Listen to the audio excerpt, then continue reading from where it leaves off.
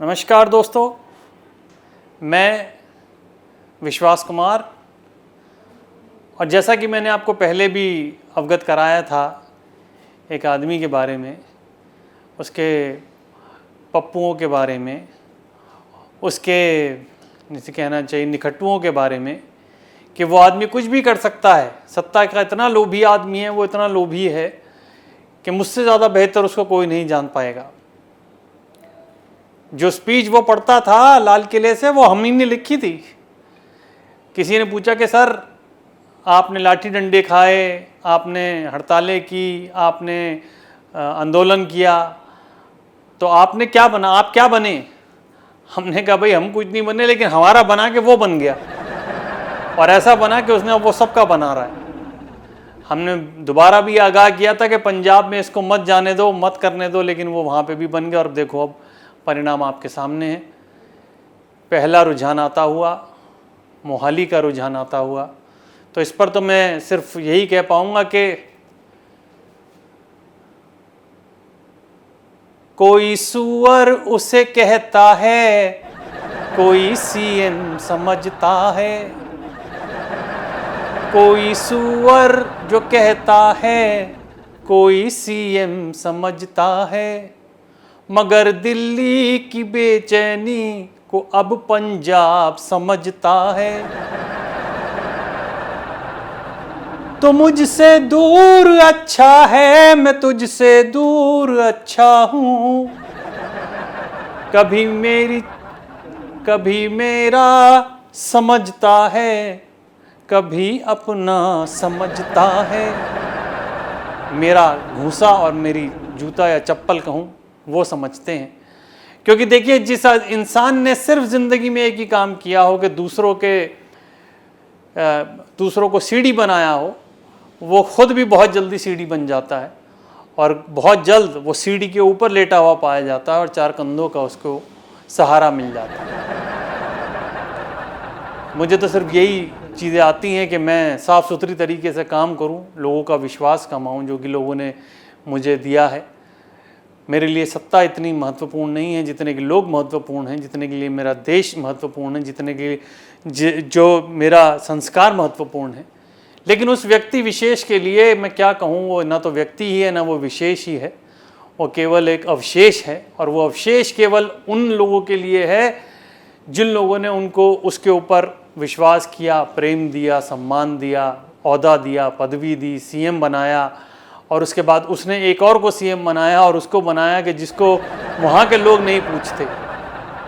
तो वो भी एक मोहरा है, क्योंकि उसको, जिसकी मैं बात कर रहा हूँ, दिल्ली के मुख्यमंत्री, दिल्ली के सीएम, जिसको सिर्फ और सिर्फ अपने अलावा किसी के ऊपर विश्वास नहीं है, तो उसके लिए तो मैं सिर्फ ये और कहूँगा कि अटल जी की मुझे एक कविता याद आती है कि टूटे हुए सपनों की कौन सुने सिसकी, पलकों पे कूट व्यथा आँखों पे सिसकी, हार नहीं मानूंगा और हार नहीं ठानूंगा, गीत नया गाता हूँ, नित नया गाता हूँ।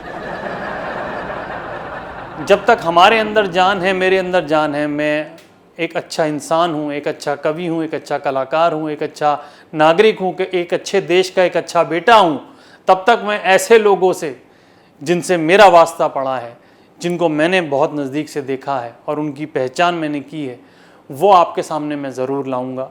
और अंत में जाने से पहले आपसे सिर्फ ये ज़रूर कहूँगा कि सोचिए, परखिए, उसके बाद चुनाव कीजिए, और उनको फिर उसके बाद उस गद्दी पे बिठाइए, जिस गद्दी पे बिठाने के लिए, बैठने के लिए हर कोई ललायत रहता है।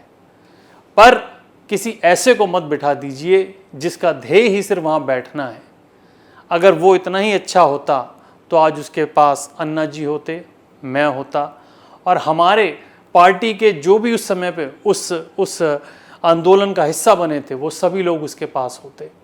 क्योंकि हमारा आंदोलन केवल ये नहीं था कि हमारे को गद्दी की चाह है, हमारे को ये था कि हमारे कोई भी सरकार हो, वो सरकार अगर अच्छा काम नहीं कर रही है तो उसे टोकना, उसे रोकना, उसे सवाल करना, उसको ये जताना कि नहीं आप यहाँ गलत हैं, यहाँ सही हैं, उसको ये पूछना उसको ये अधिकार देना कि आप अच्छा कीजिए ताकि पूरे हिंदुस्तान का भला हो।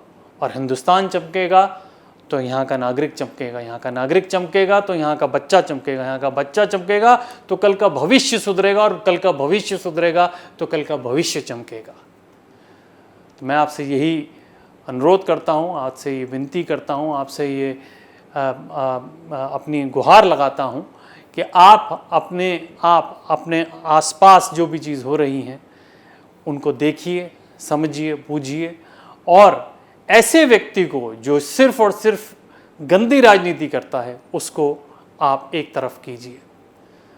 तो मैं तो जितनी बार कहूँ ये लाइन उतना कम है कि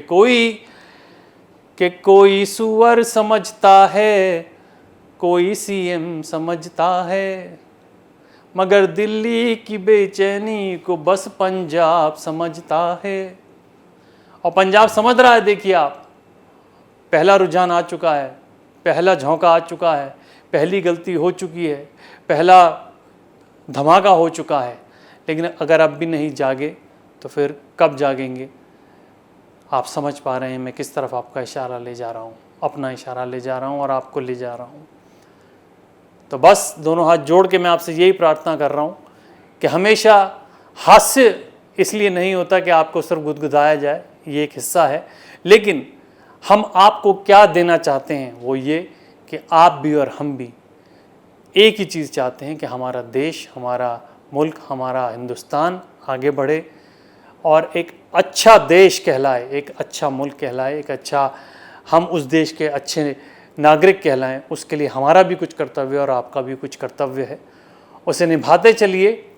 और हंसी ठट्ठा ठिठोली ये सब तो होती रहेंगी, लेकिन ऐसे जो लोग हैं, ऐसे जो गिरगिट के रूप में जो लोग घूम रहे हैं उनको पहचानें और उनको उनके सही अंजाम तक आप पहुँचाएँ। मैं विश्वास कुमार आपसे ले रहा हूँ इजाज़त। आप बने रहिए कैपिटल टीवी पर, देखते रहिए कॉमेडी पोस्ट को भी और सभी उन पोस्ट को जो आपको कुछ न कुछ सिखा करके जा रही हैं। धन्यवाद। अगर आपको हमारा वीडियो पसंद आया हो तो इसे लाइक करें, हमारे चैनल को सब्सक्राइब करें और हाँ, बेल आइकन दबाना ना भूलें ताकि आप तक हमारे वीडियो की नोटिफिकेशन पहुंचती रहे। आप अपना सुझाव हमें कमेंट बॉक्स में दे सकते हैं। हमारे साथ जुड़ने के लिए शुक्रिया।